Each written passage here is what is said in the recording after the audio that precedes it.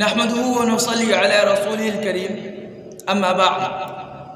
جناب صدر جلسہ، معزز اساتذہ کرام اور میرے عزیز ساتھیوں، آج کے اس مبارک جلسے میں میری تقریر کا عنوان ہے نصرت الہی کے اسباب.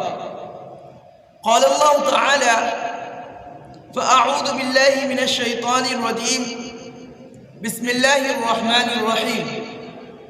یا ایہا الذین آمنوا ان تنصروا اللہ ینصرکم ویثبت اقدامکم. صدق اللہ العظیم.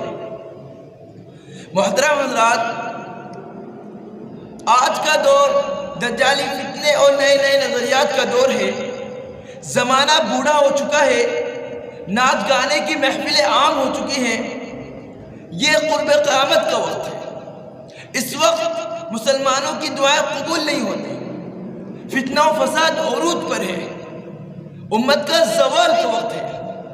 قرآن کریم میں اللہ تعالیٰ ارشاد فرماتا ہے: یا ایہا الذین آمنوا ان تنصروا اللہ ینصرکم ویثبت اقدامکم.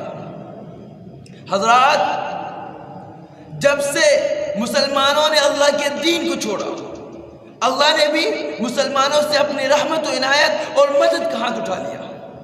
چنانچہ آج ہر طرف مسلمانوں پر کافر اس طرح ٹوٹ رہے ہیں جس طرح دسترخوان پر بھوکے ٹوٹتے ہیں.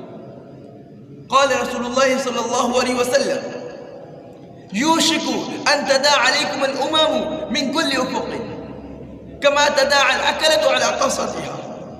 قال قلنا یا رسول اللہ امن قلة بنا یومئذ؟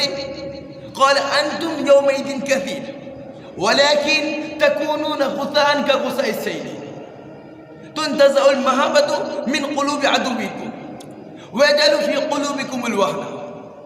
قال قلنا وما الوهن؟ قال حب الحياة وكراهية الموت. محترم سامعین، آج معاشرے کے لوگوں کے اعمال و افعال کا کیا حال ہے؟ کیا ہم اس سے واقف نہیں ہیں؟ جہاں دین کا مذاق اڑایا جاتا ہو، جہاں قرآن و سنت کا انکار کیا جاتا ہو، جہاں اس میں تحریف کی جاتی ہو، جہاں حدود اللہ کا انکار کیا جاتا ہو، جہاں سود کو حلال سمجھا جاتا ہو، جہاں شراب کو پاک کہا جاتا ہو، جہاں زناکاری و بدکاری کو اچھا سمجھا جاتا ہو، جہاں ظلم تشدد کا دورہ ہو، جہاں مسلمان کہلانا دہشت گردی کی علامت سمجھا جاتا ہو، جہاں بے قصور معصوموں کا قتل کیا جاتا ہو، جہاں کلمہ حق کہنے والوں کو گولیوں سے چھلنی کیا جاتا ہو، جہاں دینی مدارس و مساجد پر چڑھائی کی جاتی ہو، جہاں فحاشی ادیانی کو روشن خیالی اعتدال پسندی کا نام دیا جاتا ہو، جہاں نائٹ کلب اور ڈانس بار ہو اور پورا معاشرہ شرم و حیا کی تمام حدود کو پلنگ چکا ہو، کیا وہاں اللہ کی رحمت نازل ہوگی یا اللہ کا عذاب نازل ہوگا؟ محترم سامعین حضرات، مسلمان آج اپنے دلوں میں جھانک کر دیکھیں وہ کس طرح کی زندگی گزار رہا ہے. آج ہر طرف کفر و شرک کا بازار گرم ہے، شجر و حجر پوجے جا رہے ہیں. تو ایسے وقت میں مسلمانوں کی ذمہ داری ہے کہ وہ اللہ سے مدد حاصل کریں. قرآن کریم میں اللہ تعالیٰ ارشاد فرماتا ہے: إِن يَنصُرْكُمُ اللَّهُ فَلَا غَالِبَ لَكُمْ وَإِن يَخْذُلْكُمْ فَمَنْ ذَا الَّذِي يَنصُرُكُم مِّن بَعْدِهِ. اور کہیں ارشاد ہوتا ہے: وَكَانَ حَقًّا عَلَيْنَا نَصْرُ الْمُؤْمِنِينَ. اور کہیں قرآن گویا یوں ہوتا ہے: وَاللَّهُ يُؤَيِّدُ بِنَصْرِهِ مَن يَشَاءُ. اللہ تعالیٰ کی نصرت کسی کو حاصل نہیں جبکہ وہ اسلام کے لیے جد و جہد نہ کرے.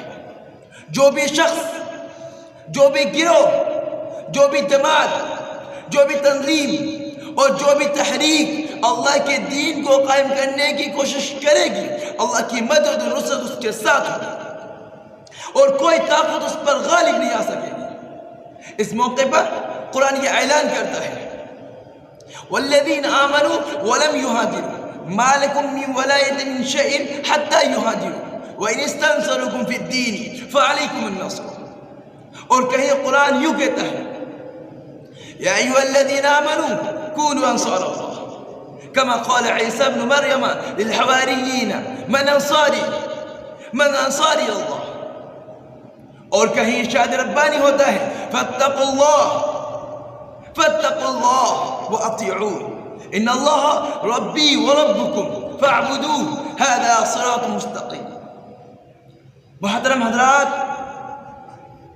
اس طرح قرآنی آیات سے ثابت ہو جاتا ہے کہ نصرت الہی کا رشتہ خصلت اقامت دین سے جڑا ہوا ہے.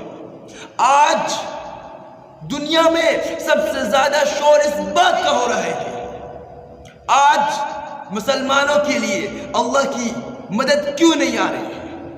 اگر وہ حق پر ہے تو کیوں اللہ ان کی مدد نہیں کر رہا ہے؟ میں کہنا